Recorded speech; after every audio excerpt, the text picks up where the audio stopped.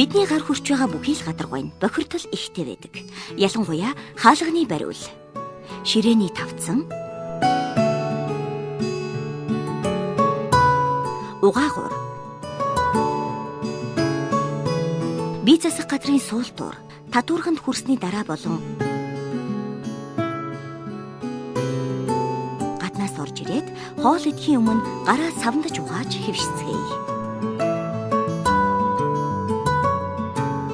Мал амьтан компьютерийн гар удирдлага унтраахуурын гадаргуунд нойлын сүүлтураасны ихнийн бактери байдаг.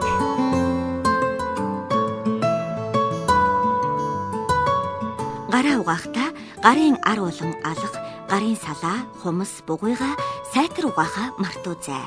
Эс бөгөөс гидсний халдвар төвчин тусах аюултай шүү.